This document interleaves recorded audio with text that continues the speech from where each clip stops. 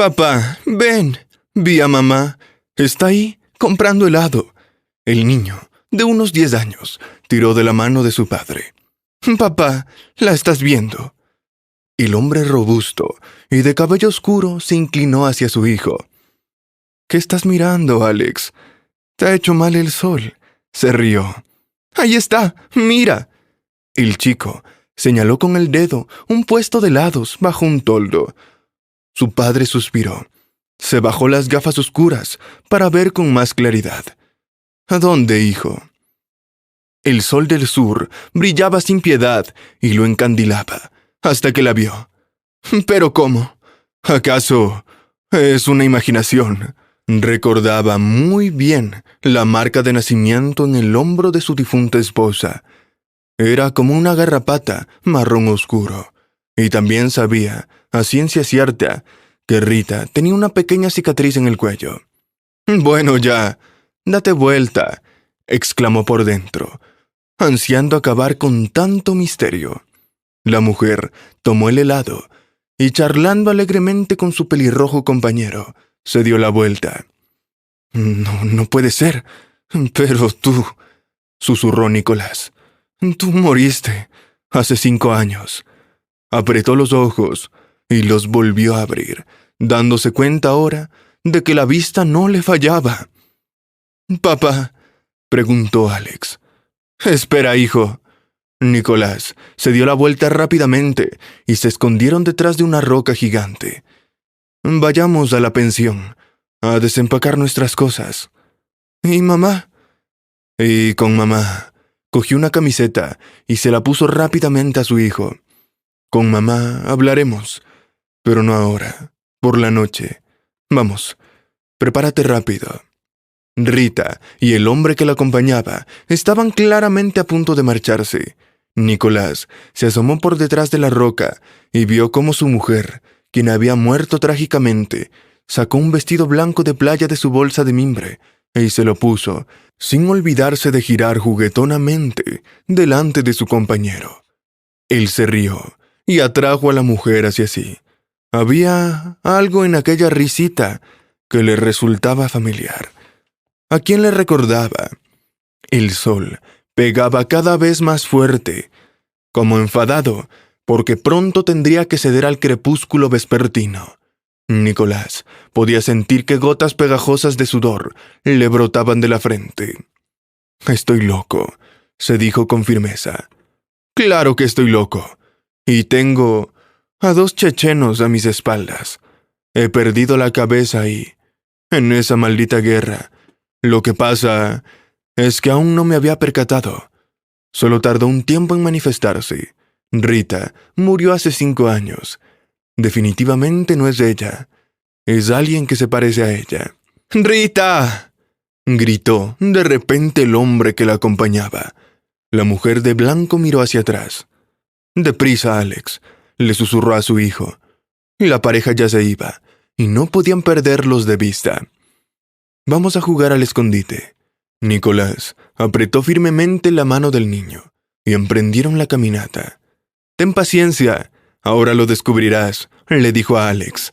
Lentamente, para no acortar la distancia, padre e hijo siguieron el revoloteo del blanco vestido.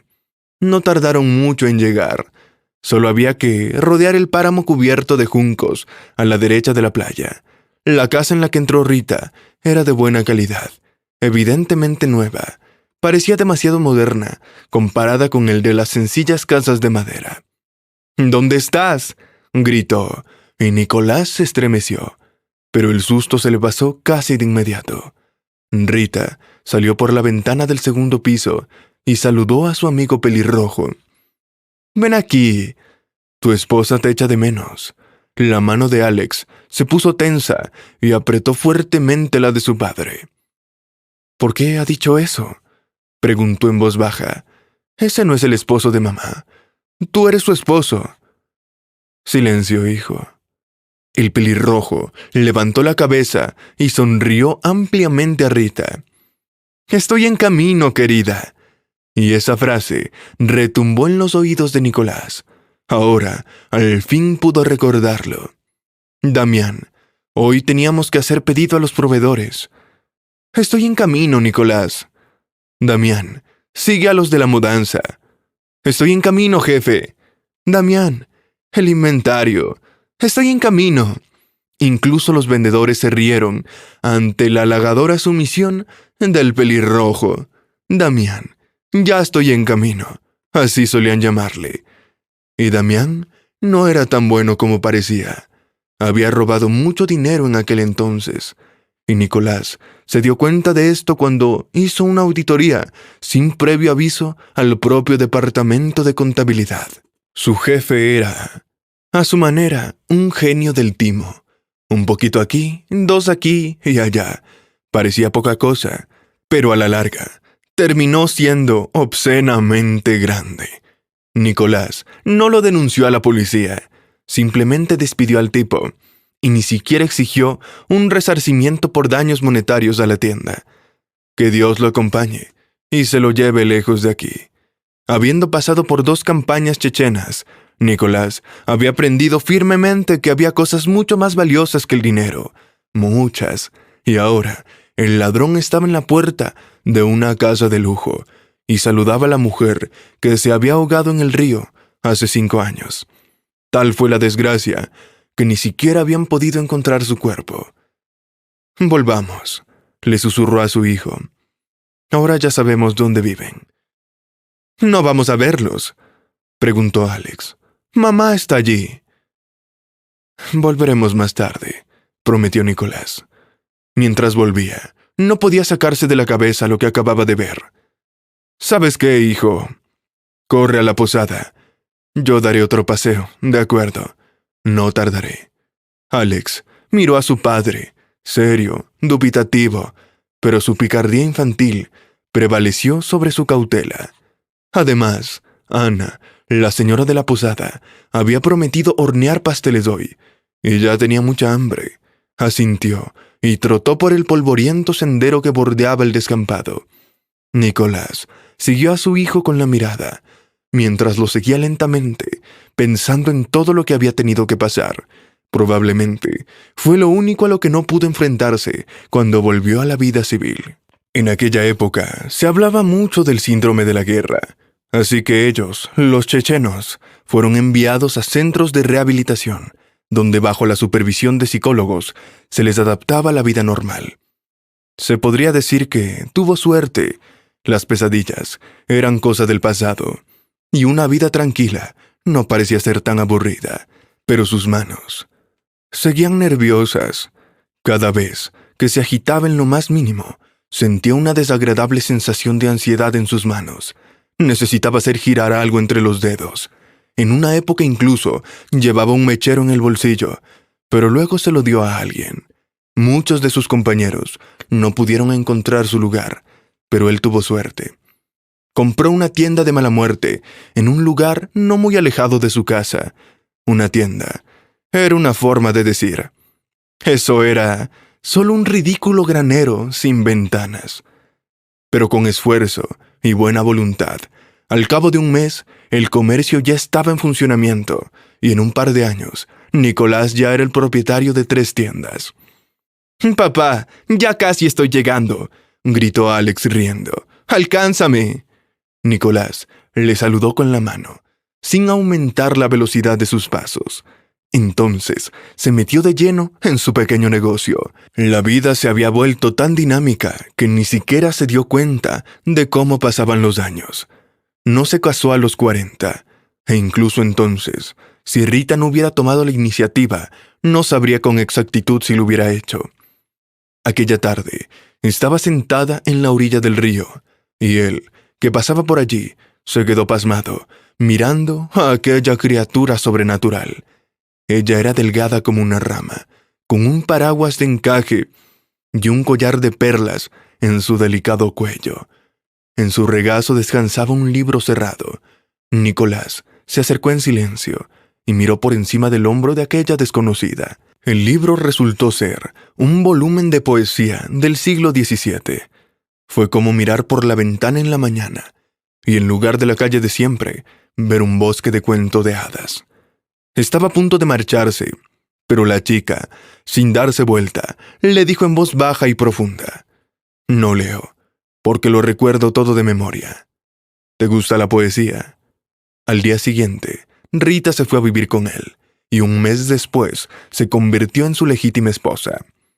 6 meses, en lo que parecía un sueño, pasaron volando como un día.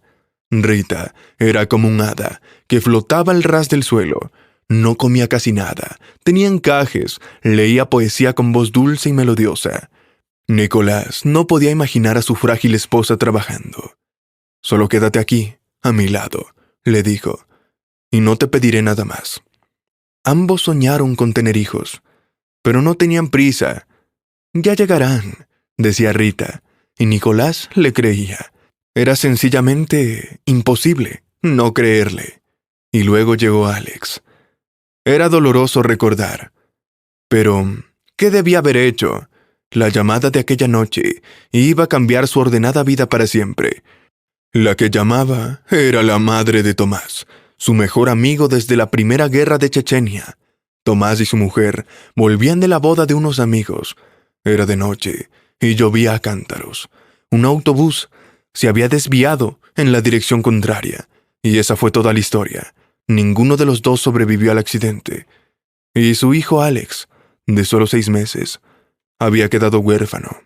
9 días después del funeral, Nicolás decidió llevarse al bebé con ellos. Para él era su deber. No había nada que pensar. Rita solo aceptó la decisión de su marido. No es que no se preocupara por el niño, es que honestamente no tenía ni idea de cómo cuidar a un bebé. Nicolás vio cómo se esforzaban por aprender a cambiar pañales, cocinar alimentos para bebés y estudiar las intricadas tablas que indicaban el crecimiento y el aumento de peso de los niños. Pero para ella, aquello era toda una ciencia que no todo el mundo puede entender. Rita era muy buena en poesía y en tipos de encajes, pero no entendía cuando al pequeño Alex le estaban saliendo los dientes, cuándo había que darle de comer y cuándo había que acostarlo. Afortunadamente, se encontró rápidamente una niñera calificada, que además no cobraba demasiado por sus servicios. Las cosas iban bien. Incluso estaban pensando en comprar una casa de campo en algún lugar junto al río, para que el niño pudiera respirar aire fresco en verano. Rita estaba apasionada. Fantaseaba con las flores y los árboles que plantaría en el jardín, una pequeña fuente en la casa, y pondrían peces de colores en ella. El dinero que estaban ahorrando para comprar la casa se guardaba en el banco. Rita fue allí sola. Nicolás, como siempre, estaba muy ocupado. «Ojalá no te hubieras ido a ninguna parte», pensó, mientras metía el paraguas de encaje en el ataúd, un collar de perlas y un volumen de sus poemas favoritos. La policía no pudo explicar lo que pasó en ese puente. Aparentemente, su esposa perdió el control y el coche pasó por encima del guardarrail. El cadáver y sus pertenencias no pudieron ser localizados, a pesar de que nuestros buzos rastrillaron en un radio de 200 metros. Lamentamos su pérdida. Él asintió y apretó los dientes con fuerza. «Los hombres no lloran», se dijo. Entonces él y Alex, de 5 años, enterraron un ataúd vacío. «Al menos que haya una tumba, un lugar donde poder recordarla», le dijo a su hijo con sencillez, y Alex depositó unas flores en un montículo frente a ella. Regresó a la pensión al cabo de media hora. Se desplomó en el sofá del vestíbulo y solo asintió cansado a las palabras de Ana, de que Alex había comido suficientes pasteles de cereza y ahora estaba profundamente dormido. La habitación de la pensión era diminuta. Solo había espacio suficiente para poner 2 camas y una pequeña mesa entre ellos, pero era justo y necesario. Alex, que no había visto el mar en su vida, no quería salir del agua, y desde la primera hora de la mañana arrastró a su padre hasta la playa y no regresaron hasta la noche. La anfitriona de la pensión, una colorida mujer regordeta de unos 45 años, a la que todos llamaban Ana, al principio se sintió ofendida. «¿Por qué nunca probaste mi comida?», se quejó a Nicolás. Mi comida es tan buena que incluso los niños piden más. Te creo, sonrió Nicolás. Simplemente no hemos tenido tiempo para comer. Alex se enamoró del mar y no he podido sacarlo de allí. Todo lo que quiere es nadar. Estos niños nunca dejan de sorprender, se rió la casera. Ahora que sé cuál es el problema, voy a intentar ayudarlos. Mañana le daré unas tortitas. Vas a ver cómo se las devora. Pero al día siguiente, todo iba a cambiar repentinamente. «Llegas temprano», dijo Ana sorprendida. «Alex ya se cansó del mar». «No», respondió evasivamente. «Es que surgió una cosa. Ana, ¿puedo pedirte un favor? Puedo dejar a Alex un rato contigo. Durante unas 2 horas máximo». «¿Pero qué pregunta es esa? Claro que puede quedarse conmigo», respondió la anfitriona. «Ve tranquilo a hacer tus cosas, que yo me encargo del niño». Nicolás se lo agradeció de todo corazón. La mujer se sentó a su lado y preguntó un tanto preocupada. «¿Te pasa algo? Tienes cara de...» «Es el calor», respondió distraídamente. «El calor», repitió incrédula. «¿Conoces a una mujer llamada Rita? Tal vez se está quedando con uno de tus vecinos. O tal vez ella está con alguien de por allí». «Sí, con Damián, su marido», respondió la casera con seguridad. «Viven 3 casas más abajo». «¿En serio?». Nicolás se animó. «¿Desde cuándo los conoces?». «Unos 5 años, tal vez». Ana se encogió de hombros. «Desde que llegaron». «¿Por qué? ¿Son tus amigos? ¿O eres amigo de ella? Rita tiene algo contigo». «Bueno, no seas tímido. Ella es, ya sabes. Bueno, dicen todo tipo de cosas de ella». «Ya veo. Gracias, Ana». «Solo ten cuidado, Nicolás», le dijo antes de que saliera. «Es mejor que no trates con ellos. Son mala gente, deshonestos. No se entiende cómo se ganan la vida. Ninguno de los dos trabaja, pero tienen mucho dinero. Y si es una herencia, ¿quién con semejante herencia se quedaría a vivir aquí? No confíes en ellos». «No lo haré», prometió modestamente Nicolás. Caminó tranquilamente hasta la casa de su esposa. Ahora, después de la agitación de este extraño día, con calma casi dichosa, no había ira. Solo necesitaba poner las cosas en orden. Si Rita quería vivir con su amante, adelante, pero no a expensas de Alex y de él. Llamó suavemente a la puerta. «Diga». Rita abrió enseguida. Debía de estar esperando a alguien. «Nicolás», exclamó sorprendida. «Ha pasado mucho tiempo, ¿verdad?». Nicolás sonrió. «¿Puedo pasar?». Ella se apartó en silencio, dejándole pasar al pasillo. «Puedo explicarlo todo. El dinero». «No era el dinero lo que me importaba», la cortó. «Eras tú. ¿Por qué no te divorciaste? Dime. Yo no te habría retenido». Rita levantó la vista. Su rostro, normalmente tan delicado, se volvió desagradablemente duro. «O tal vez fue el crepúsculo lo que te hizo así». «¿Por qué?», le preguntó con ironía. «¿De dónde sacaría el dinero para llevar una vida cómoda? ¿Crees que disfruté el espectáculo de mi muerte, empujando un coche vacío al río, escondiéndome? ¿Me darías una compensación por aguantarte a ti y a un niño desvalido?» «Alex no es un desvalido». Nicolás estaba indignado. Alex era el hijo de su mejor amigo y ciertamente no pertenecía a un orfanato. Pero notó cómo Rita asentía levemente, mirando fijamente a algún lugar más allá de su hombro. Los reflejos, como de costumbre, funcionaron antes que su cabeza. Nicolás se dio la vuelta, se agachó y con un movimiento escurridizo se dirigió a la izquierda. Damián, sin entender cómo, voló por encima del hombro de Nicolás y acabó tirado en el suelo. De repente, el cuchillo de trinchar que tenía en la mano le pareció demasiado grande y pesado. Los dedos del pelirrojo se movieron, tratando de apretar la empuñadura. Pero Nicolás se acercó a él con suavidad. «Suelta la cuchilla», le aconsejó. «O te vas a cortar». «No le hagas caso», gritó Rita, y Damián intentó levantarse. «Te vas a cortar», le oyó decir, antes de que estuviera de nuevo en el suelo, pero esta vez le dolía más. Nicolás le había pisado la muñeca. «No armes un alboroto», le dijo a su mujer sin levantar la voz. «De todas formas, no puedes conmigo. Así que no te dejes engañar». Él se inclinó y tomó el cuchillo. «Ahora, ¿quién va a llamar a la policía? ¿Tú o yo? Te prometo que si te entregas, no diré nada de... tú». Nicolás sonrió. «Patético intento de matarme. Tenemos un trato». El furgón policial se alejó de la casa y avanzó por la carretera serpenteante hasta el centro. Nicolás caminó hacia la pensión, meciéndose ligeramente con el cálido viento, con las manos en los bolsillos. «Qué extraño», pensó. Sus dedos ya no pedían ninguna actividad. Sus manos se calmaron. Ana seguía despierta. «¿Alex está dormido?», preguntó Nicolás.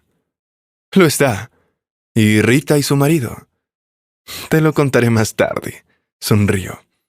«O lo descubrirás por ti misma». Alex, como siempre en sueños, luchó con la manta y ganó. Ahora estaba tirado en el suelo entre la cama. Nicolás lo tomó y cubrió a su hijo. Allí refrescaba bastante por la noche.